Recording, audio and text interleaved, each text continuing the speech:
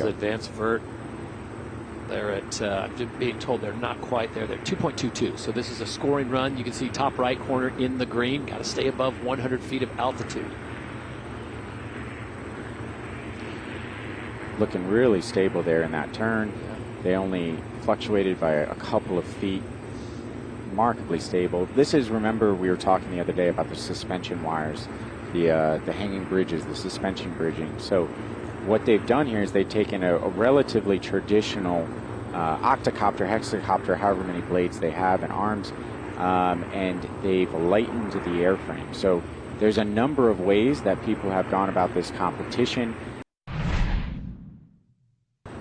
Looking to do something here as we're looking at advanced vertical. I'm really amazed at how stable that weight is with those guy lines underneath it. You would think it would be flopping around, and it just isn't. Even when they tilt the craft, it tilts with it. It's so stable. And whether it was this team or another team, we saw them this past week where that payload was wobbling back and forth, and you could tell it was giving them controllability issues. So maybe over the last couple of days in flights, you see up there on the top right, this is their 20th flight.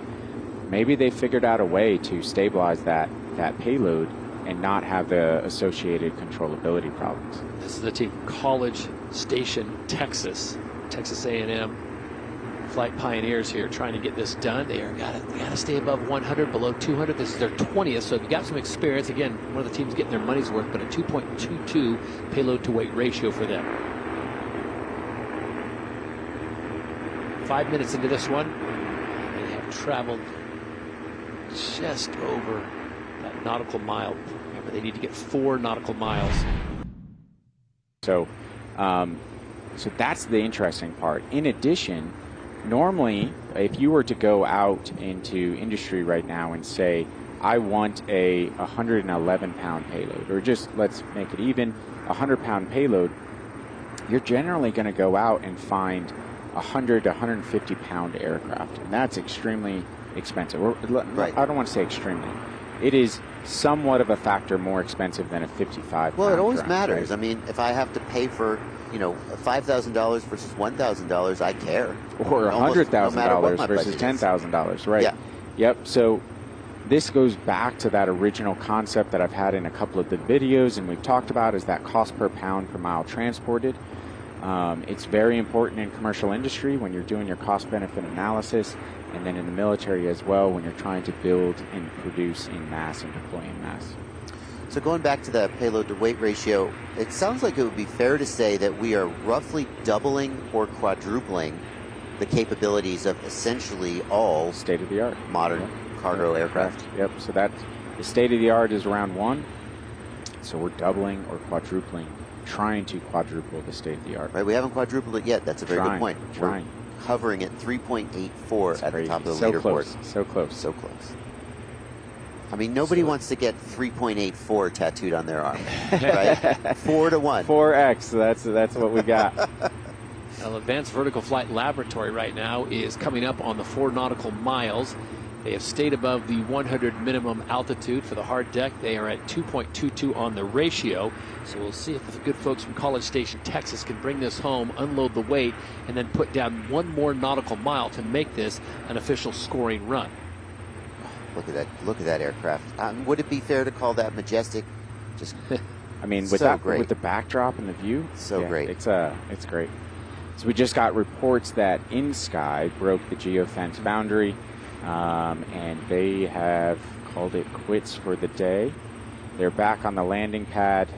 So geo-fence, for those who haven't been tuning in, for safety and course, right? We have geo-fences. For those who aren't familiar, it's geo-reference points in the air, and it is, think of a long 2x4 or 4x4 in the air at 100 to 200 feet, and they have to fly within that.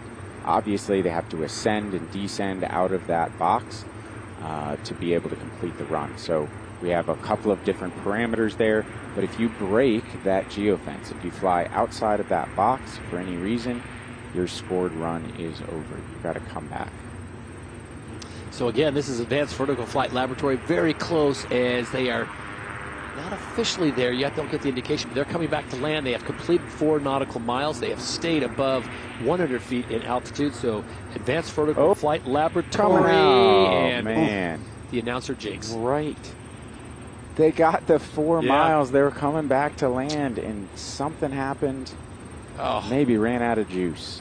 What do you think of the way it bounced on that landing? It didn't seem to take any damage at all. No, it was a very controlled landing.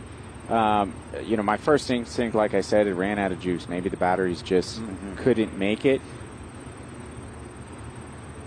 Here's one more time. Here we go. So we don't see any structural failure. We don't see any, you know, a single prop failing in this, and it comes down in a relatively controlled manner.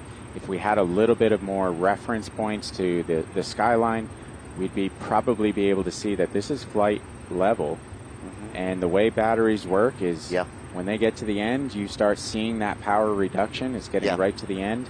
You still have controllability. That pilot, if it was manually operated, was able to bring it down and prevent any damage to his aircraft. It's not like your car where you sort of run out of gas and the engine just goes sput, sput, sput. Correct. When that battery gets low, it's still got a little bit of juice to give, just not enough to keep the craft in the air. And if I'm in that situation, well, in a normal situation, I'd see the battery getting low and I'd just come home and land. But I imagine they might have thought, well, we're so close to it. We're pushing As soon as we get this weight off, right, the battery's going to be able to recover. Correct. If we can just get it back in, set it down, and get the weight off, we could probably finish this run.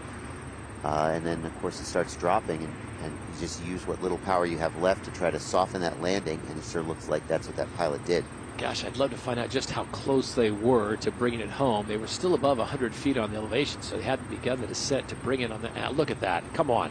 Right there. They were at 4.01 miles. Oh, my gosh, so close. They were so close to be getting back to the pad. That doesn't count, though. No. So they can't just take the weight off and finish their run. No, and they can't change batteries on this pit turn either.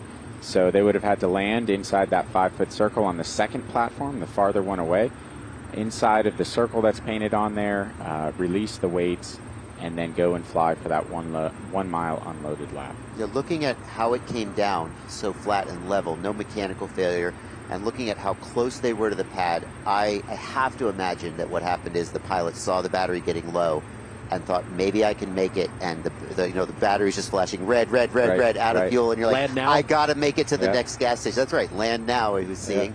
That is correct, Todd. All right, so they come up just a little bit short as